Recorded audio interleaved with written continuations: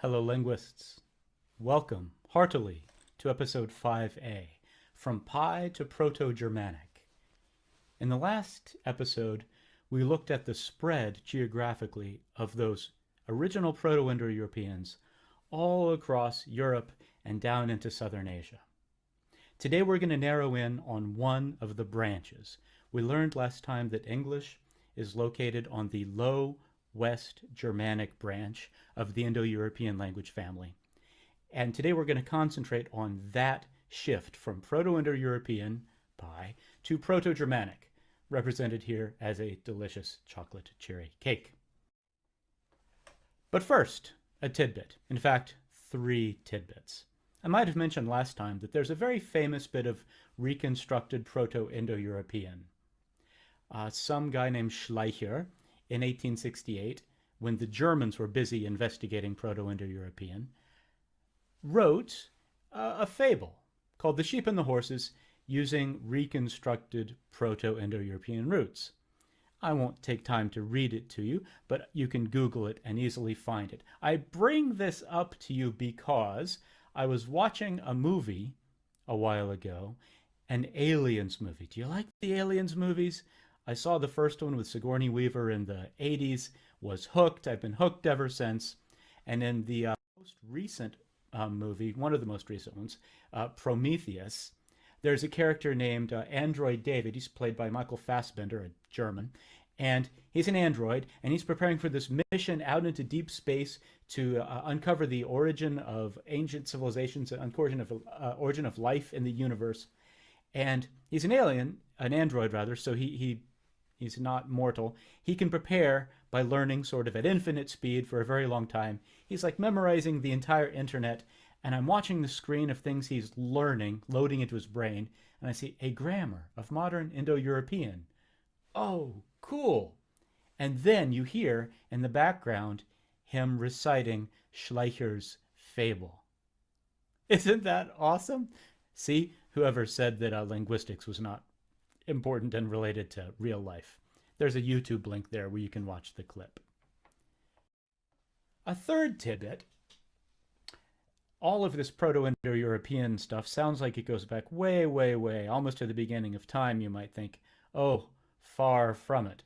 Linguists have tried to go even further into our linguistic past, using the evidence of modern languages to reconstruct even further back than 5,500 or 6,000 years ago. There's an effort to link up all of the Eurasian proto-languages. So you see PIE there on the chart at about 7,500 years ago. But there's several others. Proto-Uralic, remember Finnish, Hungarian, Estonian. There's Proto-Anatolian, Proto-Chukchi-Kamchaktan. There's the Inuit language, Dravidian, which is in India, Kartvelian. All of these have their own set of linguists working on them. And some people think maybe we could combine them all together and go back 15,000 years to an ancestral language for all the languages of Europe and Asia. And of course, there are few scholars who believe you can go back all the way to some mother language, which is the language of Adam and Eve, so to speak, the original human language, which would be much older than 15,000 years ago, possibly 60,000 years ago. And McWhorter will have something to say about the possibility of the odds of that kind of evidence still existing usefully at the end of Power of Babel. So 3 tidbits, backwards looking to Proto-Indo-European. Today, we're going to focus in, as I said, on the origin of the Germanic language branch. And to help us do that, we have along Sleeping Beauty and Snow White. Actually, no, but that's close. Jakob und Wilhelm Grimm. You know them best as the, not authors, but collectors of the folk tales or fairy tales that Disney took and neutered and murdered. Let's go back, though, to see who these people were. They were 19th century linguists, academics, and they did not live in Germany because there was no Germany at the time. Germany didn't exist as a country until 1871 when Bismarck unified it. So at the time of Jakob and Wilhelm Grimm, Germany was just a bunch of Germanic-speaking dukedoms.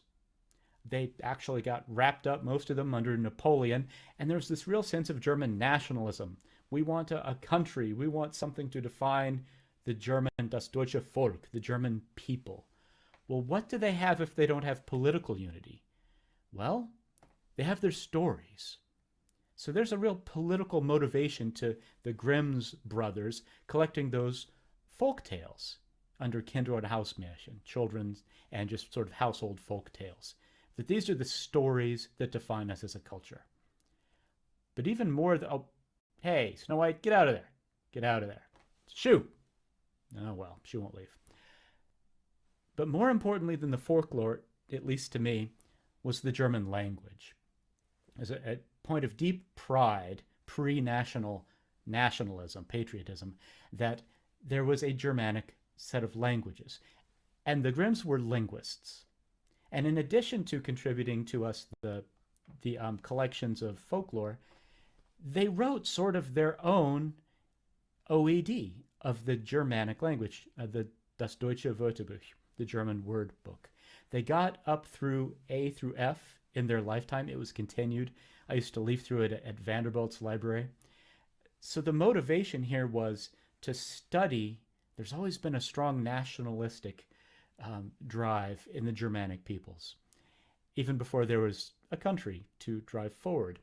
And this dictionary, as well as the folklore tales, are part of that drive. Thus, the intense study on how Proto-Indo-European split off and became the Germanic languages. Well, while they were studying all these words to give us their big dictionary of German, they discovered something. They were language scientists, and they discovered a sound shift. A sound shift from Proto-Indo-European, certain consonants, which shifted, that is, turned into different consonants in Proto-Germanic, that is, the early prehistorical sort of branch that becomes the twigs of the modern Germanic languages. So what they gave us, and it's much more complicated than what I'll present today, what the Grimms gave us was the first systematic sound shift. So not only did they tell us how certain sounds in the original Proto-Indo-European change when they go into Germanic, they also taught us that, yes, we know language changes. We've seen that in all of our word stories and all of our graphs of different cognates. They told us that sound doesn't just change randomly. This word goes this way, that way. But sounds change predictably by class. Language change is not random. It's therefore subject to scientific analysis. So to repeat, what we're going to look at in the next few slides is sounds as they were, we believe, originally pronounced in Proto-Indo-European, which remain the same in Latin and Greek. That is, the Hellenic and the Italic branches. These shifts did not happen there, but they did happen early on in the Germanic languages. And so we have a set of correspondences. And the reason this is going to be cool is it's going to enable us to see cognates that are not visible to the naked eye because we know some shifts. And we're just going to learn 3. Before now, we've only been able to play spin the vowel to find cognates. Share, shire, shore, sure. Now we're going to be able to be more sophisticated cognate hunters. So, just to visualize the different branches coming off of Proto-Indo-European on the bottom, right where the arrow hits, where Proto-Germanic splits off and divides up into North, West, and East, and gives us the modern languages, that is pretty much where we're talking about this sound shift happening. So notice it's further up the tree than where the Hellenic and the Italic languages split off, so it does not affect them. So you might make a chart and sketch these out. We'll call Latin and Greek unshifted, meaning they represent the original PIE sound. And we'll label Germanic, and I'll list several Germanic languages. So German, Old English and Modern English, and even something called Gothic. will be shifted because they represent the changed sound. The first, P to F. Examples. In Latin, the word for foot is pes. Another form of the root, the genitive form of the root, is pedes, so that S can be a D. In parentheses, I give you words that come into English from that Latin root. So that's why we have pedal is something that your foot pushes, and a foot doctor is a podiatrist. Slightly different vowel, but the P and the D.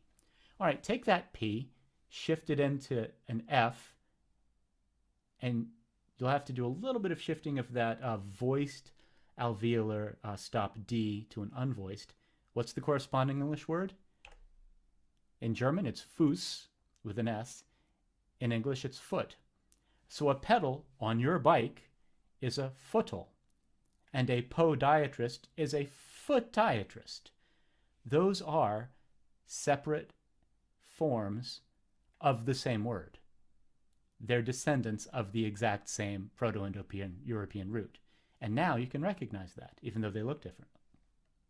Other PF examples. Latin, pater, gives us paternal.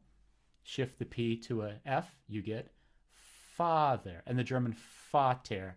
In German, the V written letter makes an F sound, so it sounds the same to Vater. So paternal is fathernal. Here's one that takes a little bit of thought. It's astrological. It's also the word, well, I won't give you what it means. In Latin, Pisces.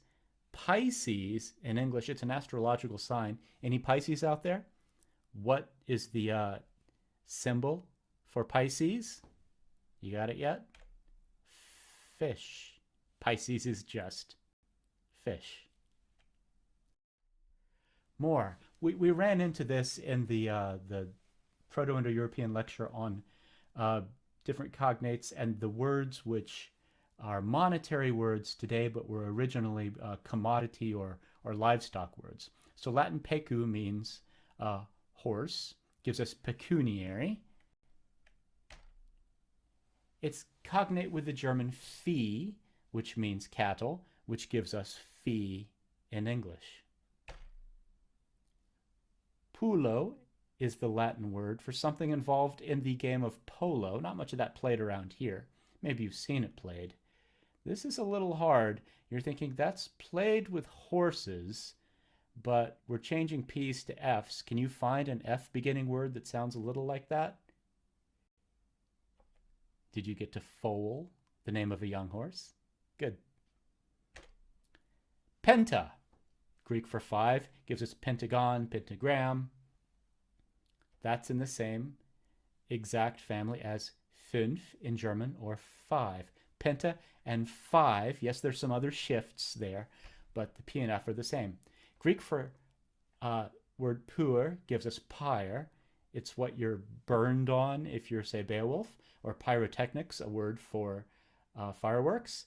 And you just heard the English cognate. German Feuer, English fire. So a funeral pyre is a funeral fire. It's the same word. Pyrotechnics are pyrotechnics. Cool, huh? P to F. Let's do another one.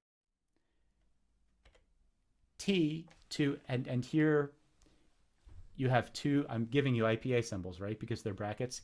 Either the theta or the es, so th or the unvoiced or the voiced interdental fricative. A TH sound, basically, right? So, and those are close. The t becomes th or the when it becomes Germanic in basically all the words. So, tertius or tertius, tertiary in Latin is Gothic, thridia is third. We have to look to the middle of the word mater. Maternal is in fact mothernal. Latin, tu, or French, tu, or Spanish, tu, is cognate with what in English? Can you find it? The Amish would know. Thou, T to TH. A third set of shifts, K to H, both in the back of the mouth, K, H. Canis is the Latin word for a certain animal. Gives us the adjective canine with a K. Forget about the C as a written, that's a matter of orthography, that's spelling practice. Language study, linguistics, is essentially about sound. So that's why you get IPA symbols. What's the Germanic version? You've gotten to dog already. All right, think around in the language family of dog. What's like a dog? If you found it yet, there's an N in it. Hound, or the German word Hund, meaning dog. Another KH, kentum, which is pronounced in different ways in Latin over different centuries, gives us scent, where that C is no longer interpreted as a K sound, but as a S sound. Cent or century. What do all those things have in common? 100. So a century is a hundredry. And a cent is a hundredth of a dollar, or a euro, for that matter. Cardia. Cardiac, coronary. If you have a coronary attack, you go to the cardiologist. Where are you going? To the heartiologist. K and H. And by the way, the German word for heart is Herz, which gives us Hertz, the frequency unit named after a German guy named Hertz. So Hertz, also cognate with cardia. A few more. These maybe are a little obscure, but they give me great pleasure. Celare in Latin means to conceal. It also gives us the word cellar. This one I don't think it's even possible to get. It starts with an H. It's going to have an L in it. The German Höhle means cave. That's kind of like a cellar where you might conceal things. It also means hell. So cellar and hell are cognates. And they're both cognates with the German word Keller, which means cellar, essentially. And Helen Keller, who, by the way, was my wife's great-great-aunt. In any case, on with K and H. Cornu, as in cornucopia. Are you picturing that thing I'm picturing? The horn of plenty, the kind of woven horn associated with Thanksgiving. It's got all kinds of fruits and vegetables and harvest stuff in it. What did I say it was of plenty of copia? It was a horn, right? So if you're in band, you might play a horn, and that horn you play might be a coronet. Another word for trumpet, basically. Finally, cannabis, weed, marijuana. Can you find the English equivalent? If you happen to be growing this in your basement, I actually came home from a trip to Atlanta once and found a giant stalk of something growing in front of my front sort of hedge. And I asked my neighbor, what kind of weird plant is that? They said, that would be cannabis. Really, it's nothing to do with us. It grows naturally sometimes. It's also useful for, if the officers come, you can say, no, I was just growing rope string. I was just growing hemp. Same word, cannabis and hemp. You can make an etymological defense to the police. See how far that gets you. Don't tell them you got that here. Lots of reasons. That was sort of the technical portion of this lecture. I want to shift gears now and talk about how historically this change happened. And it's story time. This is how English began. So we're moving now further down from Proto-Germanic to the splits in the chart, the tree, to English. And today we really do begin the history of what we know as the English language, even though it's the old version of the English language. This, by the way, is a story that I want you to master. This is one of those, like, you can forget some other details from this class. Yes, you're permitted to. This you need to hold on to. Because if you care about language, if you're majoring in writing or teaching language, or you're an English major or a Spanish major, ESL, TESOL, you need to know where our language came from. And this historically is where it came from, a set of Germanic invasions in the 5th century. I hope that someday when you're an old man or woman, or however you identify, and you're rocking on the chair in the old folks' home, the last bit of gibberish that you're kind of mumbling before you're homegoing is the story of how English began. It's that important. So let's tell this story. To understand this story, we need to know about 3 conquests of those British Isles where our language began. 3, we can call them owners, 3 phases in ancient times, because they provide the context for the beginning of English. So 3 phases in the ownership of British Isles. First of all is the Celts. Remember I said that if 2,000 years ago you were going to place a kind of, dog track bet on one of the groups of the Indo-European splintering groups for who would have had the most success, you would have bet on the Celts. They got all the way to the British Isles, took them over. You see Celtic Britain in the map there. That's the ancestors of Scottish, Irish, Welsh, Breton. Iron Age folks, fort builders, probably Druids. We think they looked something like this. That's Mel Gibson in Braveheart. And they spent their time, of course, river dancing. I mean, that we know for an absolute certainty. So the Celts, from about 600 years BC up until a very specific year, 43 AD. So that raises the question, what's going on about 43 years into the Common Period, shortly after the death of Jesus? What happens? Oh, actually, before we move on, I forgot. I threw this in. What did the Celtic language sound like? I do not ever attempt to pronounce Celtic because I've never studied it, and I also know the consonants and vowels make strange, unexpected sounds to an English. But here is an ancient Gaelic Irish proverb. I think it's absolutely lovely. It's a sentiment you should live by. It means, as I found on this t-shirt, may the cat eat you and the devil eat the cat. In fact, I think it's that cat. Okay, enough about the Celtic people who were there. So what exactly happens to them? Claudius happens to them. The Roman Empire happens to them. Does not wipe them out. Rome's not really in the business of wiping people out, simply conquering them, exacting tribute from them, payments from them, and also saying there's a Pax Romana, Roman peace. You don't fight anymore.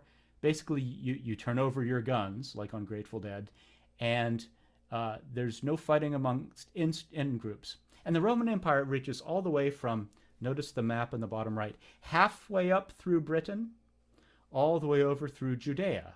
So from English to Jesus.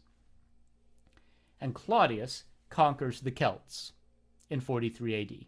And for 3 centuries, Celtic Britain is part of the Roman Empire. And the elites of the Britons speak Latin, and they pay tribute. The Romans build roads, they build cities, and for 300 years, the Celts are not responsible for their own military defense. Keep that in mind. Star that in your notes. While under Roman rule, the Celts basically lose the art of defending themselves because they've not had. Here's a little map of Roman Britain. Notice Londinium, founded by the Romans, right there in the Thames River. Also notice the Wallum Hadriani, Hadrian's Wall. I was in England in 1990. As powerful as the Romans were, they were only able to get as far as that.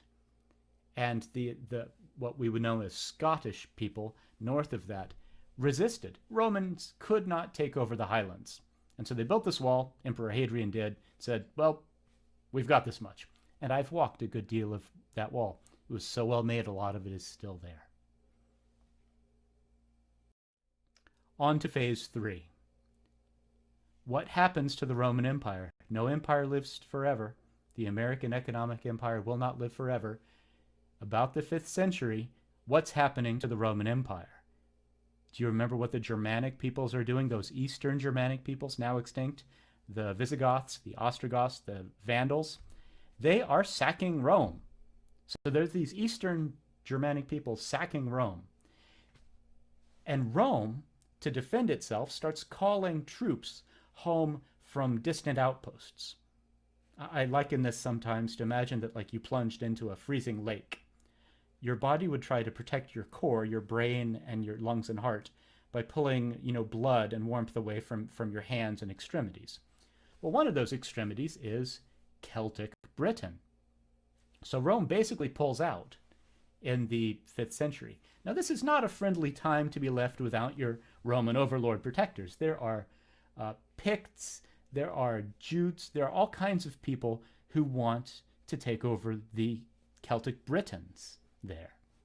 So what, and here's the key moment of the story you really, if you've been less than focused, you want to focus in on. What do the Celtic Britons do when their Roman protector overlords pull out? They're not good fighters themselves. They say, we got to hire someone to fight for us. Now think about it. It's the 5th century AD. You go through the Yellow Pages. Who are the successful fighters of the time? Yeah, just look at Rome. Germanic peoples, right? So they hire some Germans. Specifically, they hire Angles and Saxons. What that is that is Denmark, sort of that's the bump north of Germany. And to a lesser extent, the Jutes.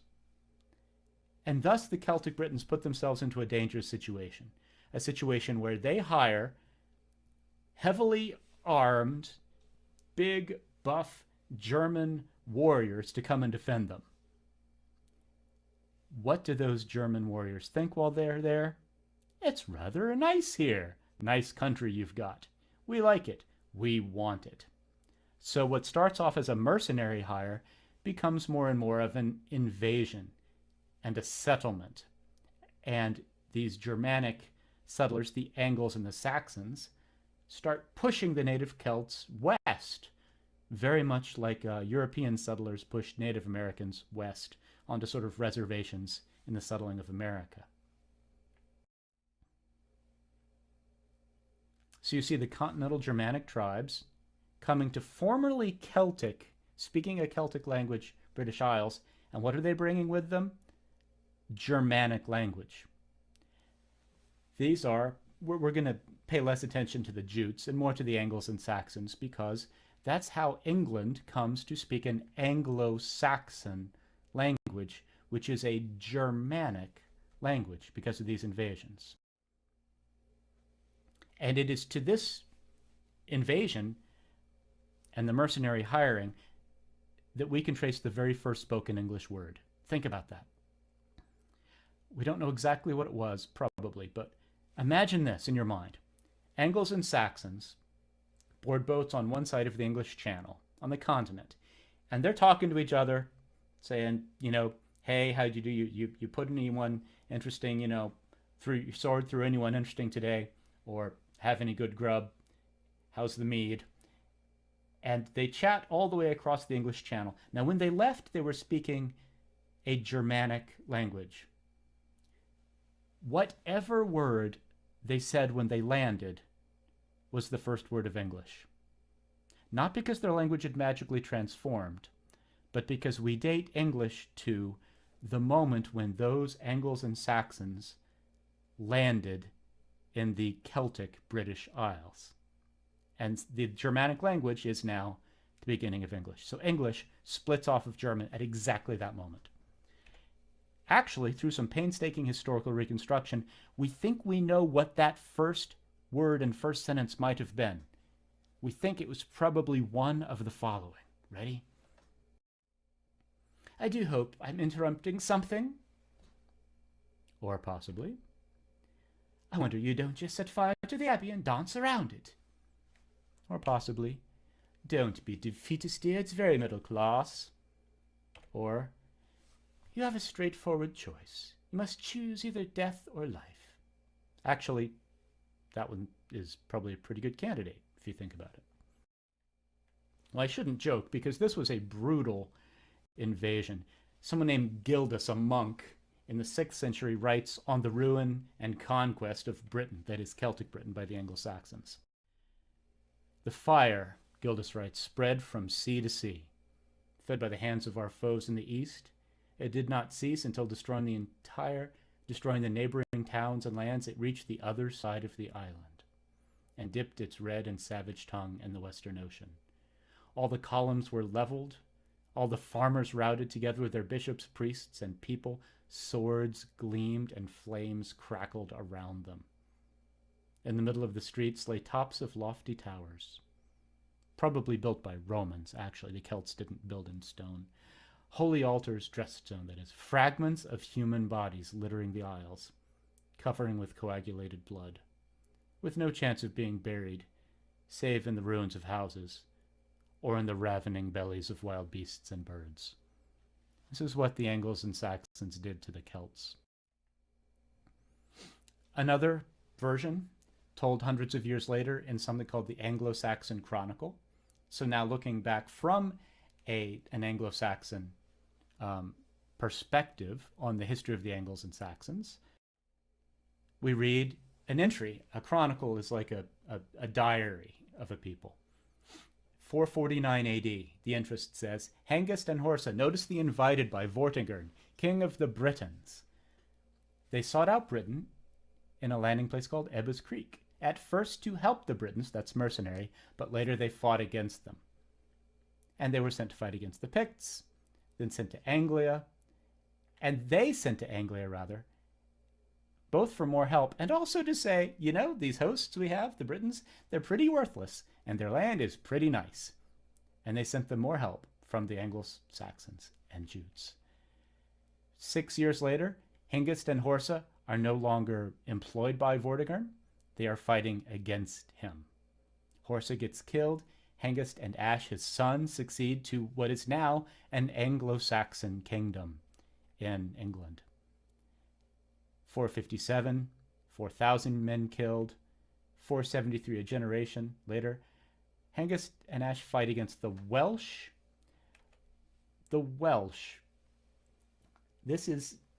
Who are the Welsh? You also need to know who the Welsh are. It's more complicated, this, but basically Wales, remember that's the bump sort of in the west part of the mainland of England, which speaks a Celtic language still. Think of that as the original inhabitants, the Britons, having been pushed west almost to the sea by the invading Angles and Saxons. It's almost like a res of original Celts there on the western side of England. So we can look at England today and we see the Middle Angles, the Southern Angles. There are a lot of places named Saxony, where the Saxons settled.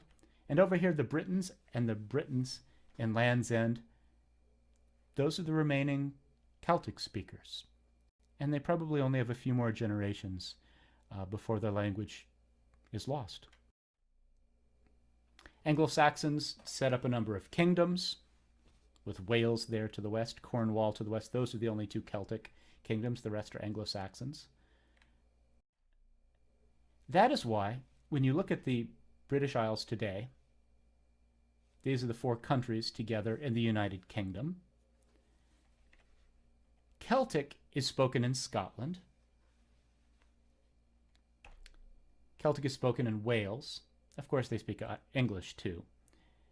And Celtic language is spoken in Ireland, and yes, on the tip there in Cornwall as well. But England, we're talking about branches of Indo-European languages now. Indigenous languages, Celtic and those three. England, however, speaks a Germanic language because of the Anglo-Saxon invasion. And let me conclude by just telling you one brief historical curiosity. See what that says? Rex Arturus. That says King Arthur. In fact, the King Arthur stories are set in precisely this historical moment. King Arthur is located somewhere here. I taught a whole course on King Arthur at Vanderbilt 20 years ago. It is the theme of the story is this is the soap opera of the Middle Ages. King Arthur's story gets told again and again for 1,500 years. And each time it gets told, King Arthur gets taller, he gets more knights. Sir Galahad used to have his own, and Lancelot used to have their own knight sagas. They get rolled in. He gets a queen in successive tellings. Eventually there's Merlin. Eventually there's the Grail by about the 12th, 13th century. All of these are adumbration, and by Malory he becomes the once and future king who will kind of come again, like, you know, the second coming of Jesus kind of thing. But that's not how he started. These are all examples of exaggeration through retelling. King Arthur started as one of these Celtic Britons. And he was probably a guy on a horse with a bunch of other guys on a horse who were trying to resist the Anglo-Saxon invasion and were driven west and probably had a heroic last stand and failed. And isn't it an interesting tribute to oral storytelling that over time he gets Camelot and the Holy Grail and becomes the once and future king, when in fact he was just one guy leading a doomed force trying to resist those Germans from founding Anglo-Saxon England over his Celtic Britain.